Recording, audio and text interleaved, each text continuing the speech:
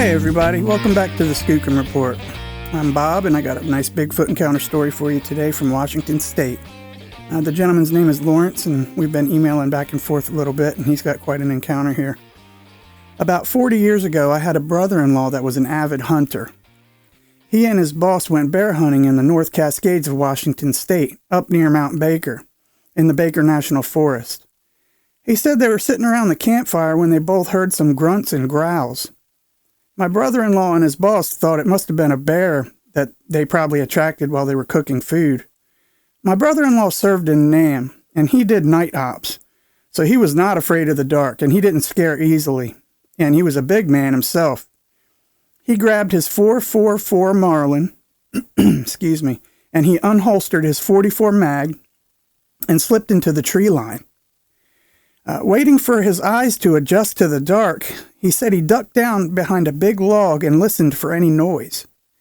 He then did a low crawl to the end of the log, and that's when he heard it. He said it was about 15 feet from him, and it let out a roar so loud and so deep that it, quote, rattled his cage. Those were his exact words. He said he felt his large caliber firearms shrink to the size of BB guns compared to what let out that roar. He said he scrambled back to the campfire in record time, and needless to say, they didn't get much sleep that night, as the thing hung around for a few hours, grunting and growling. The next day, they decided to hunt somewhere else.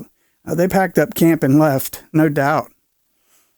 As they were heading up out of the valley, just up from where they had camped, my brother-in-law said he spotted some tracks going up the side of the road cutout. They stopped and looked and were astonished at the size of these footprints.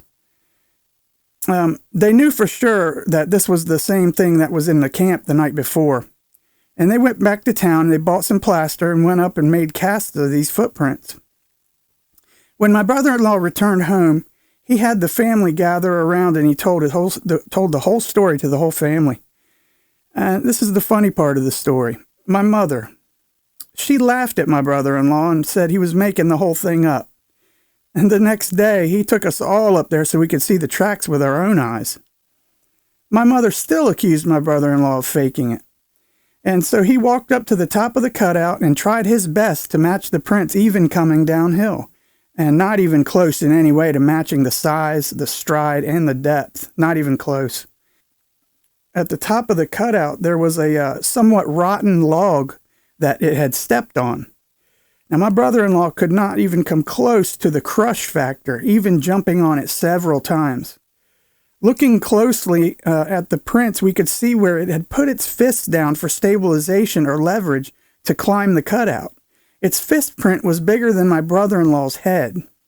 We could clearly see the knuckles and the fingers in the print. I was convinced that he was telling the truth, and so were many of the family members, everybody except Mom. Needless to say, my mother was never convinced, and I don't know why. My brother-in-law sent the cast to Peter Byrne at the Bigfoot Information Center in Dallas, Oregon. One day I called and talked to Peter and questioned him about the tracks.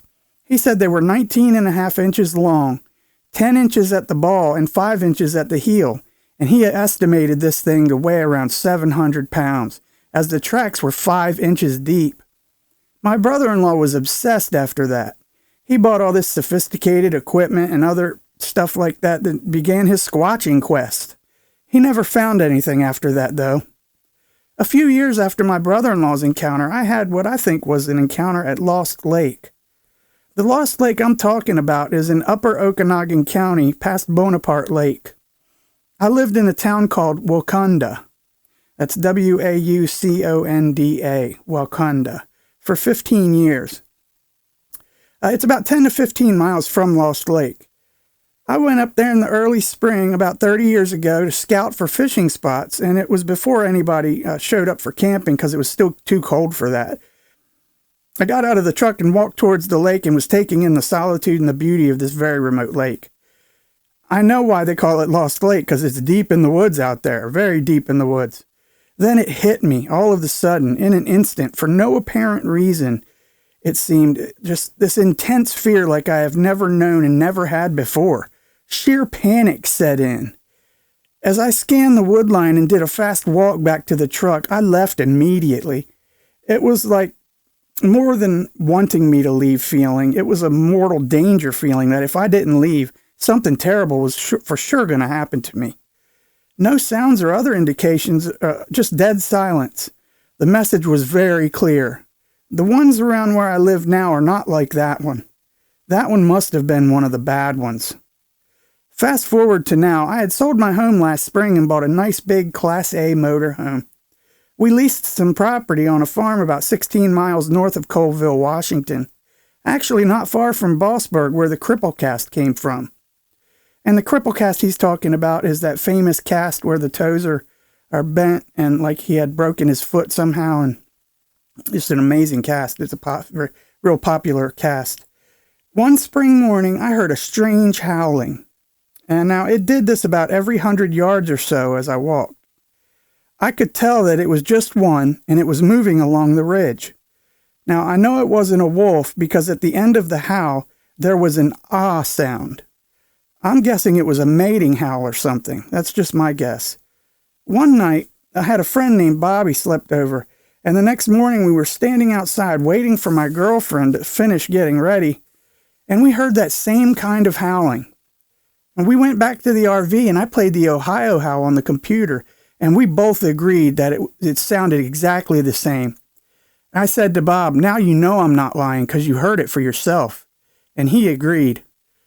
One afternoon, I heard something similar to a lion's roar, then another further down the ridge, and then another sounded off across the small valley on the other ridge across the road, all the same sounds. My guess is it was a hunting party of 3 with those sounds. That's just my guess again. But what's funny is I remember hearing that same sound when I lived in Wakanda, but brushed it off because I had no idea what it was. I know the sounds of everything that lives in the woods, and now I know what made those sounds 35 years ago. And since moving to where I'm at now, starting last spring, I have heard tree knocking and distant whoops, and I did some whoops and knocks of my own. One time I heard what sounded like a branch break or a tree snap just across the road from where I was working, maybe 100 feet from me. But the woods were so thick I couldn't even see in, not even a little bit. I grabbed a piece of wood and walked to the end of the driveway and knocked on a tree, but there was no response. They know now that I know that they are there and I'm not afraid. I always know when they are around, when the forest goes silent and I get that sudden feeling of being watched. I just continue doing what I'm doing. It's my hopes that they will reveal themselves someday. Till then, I haven't seen one of the damn things yet. I don't need to go squatching. These things are all around me. They're everywhere. Thank you, Lawrence. Man, Lawrence, I appreciate you taking the time to write that and send it in. That's quite a story. Listen, man, I appreciate you, and if you or anybody you know has had an encounter with a Bigfoot or a sighting and you want to have it on the show here, just put it in an email and send it to me at skookumreport@gmail.com. That's skookumreport@gmail.com, and I'll be sure to get it up on the show for you, no problem at all. Don't forget to subscribe, hit that like button, and leave a comment and say hi. I enjoyed talking and meeting you guys. I want to say what's up to Big Mike and Cowgirl. How you doing? She's been very active in the comments lately. I appreciate all you guys. You're wonderful, and you make this all possible, and I'm having a crap load of fun doing it. So I guess I'll see you next time on the Skookum Report. And until then, y'all take care and God bless. Love you guys. Bye.